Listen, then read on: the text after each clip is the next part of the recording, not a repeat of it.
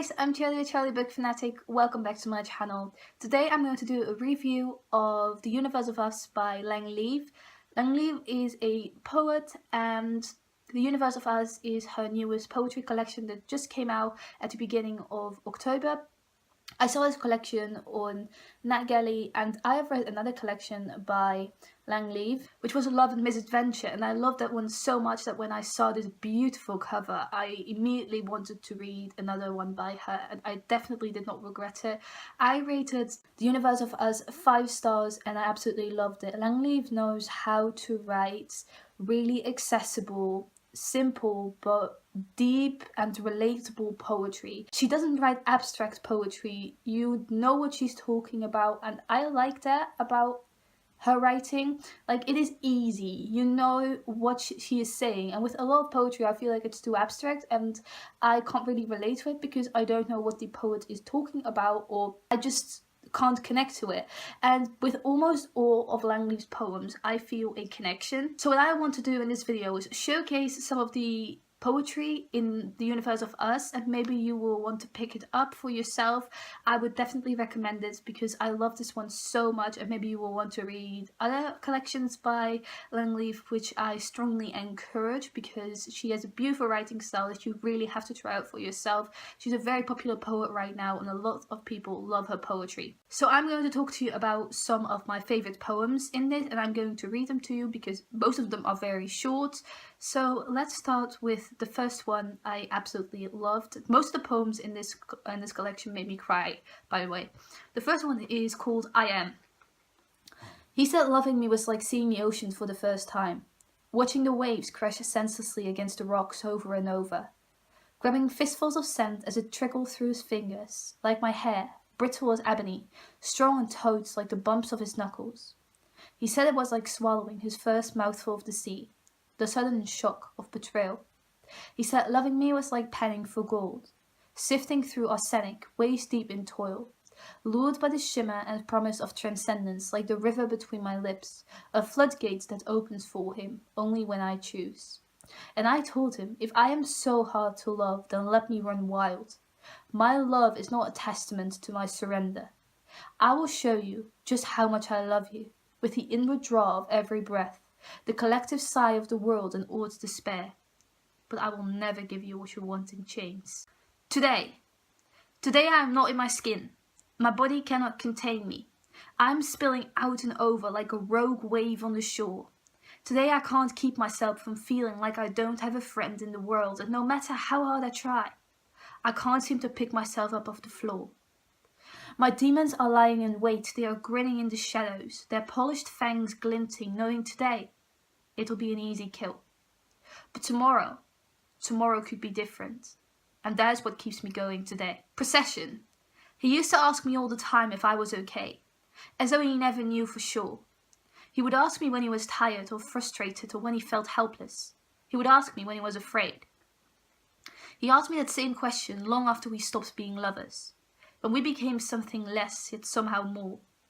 Are you okay? He would whisper on the phone late at night when his girlfriend was asleep or had gone to her mother's for the weekend. Are you okay? He hasn't asked me in years, but I know he still thinks it. I know the question still reverberates in his mind like a broken record, and he will keep looking for answers long after there is nothing left to appease him. It was always the same question over and over again, like the start of a procession, and it took me years to recognize the unsaid words that marched silently behind. Are you okay? Because I love you. Are you okay? Because I need you. Are you okay? Because I don't know how to live without you. Moments. That's a tragedy of growing up, knowing you'll run out of feeling something new for the first time. The sad thing is, you only get so many of those moments, a handful if you're lucky, and then you spend the rest of your life turning them over in your head. I think that's why you meant as much to me as you did, why I held on for so long. I didn't know it back then, but you were the last time I would ever feel anything new. Sorry if my eyes are all red and puffy, but I'm still sick, so I'm coughing constantly and I'm editing that out, but that is why. And if my face is red, that's because I actually have a fever, so I'm just filming because I really want to film and I can't wait any longer because I've been sick for a week already. Still, we may not be in love anymore, but you're still the only one who knows me. Like one sentence, and it still hits you right in the feels. A lesson. There is a girl who smiles all the time to show the world that she is fine. A boy who surrounds himself with friends, wishes that his life would end. For those that say they never knew, the saddest leave the least of clues. Possibility of love. Yes, I think it is entirely possible to fall in love with someone you've never met. Physicality is an expression of intimacy, not an indication of it. For the world, I talk to you all the time, even if you can't hear me. I tell you constantly, over and over, how much I miss you, and that for me, nothing has changed. I think about the days when we could say anything to each other. My heart is like a time capsule. It keeps safe the memory of you. I know it's harder with you gone than if you had never been here at all, but I wouldn't have missed it for the world. Until it's gone. Some people don't know what they have until it's gone. But what about the ones who do know? The ones who never took a damn thing for granted, who tried their hardest to hold on, yet could only look on helplessly while they lost the thing they loved the most. Isn't it so much worse for them? The one. I don't want you to love me because I'm good for you, because I say and do all the right things, because I'm everything you have been looking for. I want to be the one that you didn't see coming, the one who gets under your skin, who makes you unsteady, who makes you question everything you have ever believed about love, who makes you feel reckless and out of control, the one you are infuriatingly and inexplicably drawn to. I don't want to be the one who tucks you into bed. I want to be the reason why you can't sleep at night. Heroes. I was never one to believe in superheroes. I always thought they belonged solely within the pages of a book, until a day one showed up in my life and changed my point of view. Like some fairy tale knight, he turned up when I needed him the most. He pulled me out of the mire with his big, strong arms, and for the first time in a while I felt solid ground beneath my feet. I was as unsteady as a newborn. It was as though my legs had forgotten the simple task of walking. And I clung to him like he was the second coming, and I was the world's newest convert. I think he hung up his cape a long time ago. I can signal my torch against the window or send a flare up into the sky and it wouldn't make a difference. No one is coming to save me this time. I guess I'll just have to save myself. Self-love. Once when I was running from all that haunted me, to the dark I was succumbing to what hurt unbearably, searching for the one thing that would set my sad soul free. In time I stumbled upon it, an inner calm and peace, and now I am beginning to see and to believe in who I am becoming and all I've yet to be. Crying.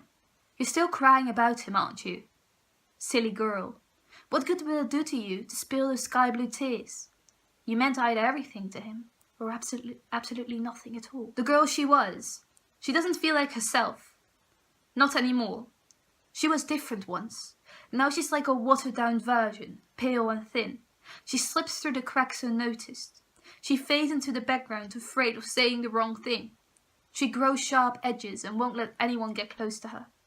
She doesn't know how she came to be like this, how she ended up here. She only remembers the way she used to be, wild and reckless, bold and unapologetic. Contrition. There was a look in his eyes I had never seen before, and it took me a few moments to recognize it for what it was. Remorse. I don't deserve you, he said, half defeated, half hopeful.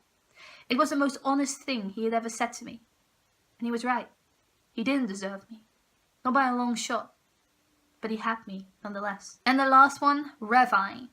I think maybe we were cursed, or just plain unlucky. You had your ideas about love, and I had mine. And as much as we tried, we couldn't make it work. I don't think it was the lack of feeling or intention that broke us. It was one small misunderstanding after another. Isn't it strange how a minor disparity can grow into a ravine? In the end, it was enough to tear us apart. These were some poems in this collection, and I love absolutely all of them. I hope I showcase Leav's ability to convey emotion through words, and I love it, and I hope you will love it too if you decide to pick it up. And if you want to get into poetry, I think Leav is the best way to go. I hope you enjoyed this review. Let me know down below if you've read any of Leav's poetry or if you are going to. I would love to know. Thank you for watching. Goodbye.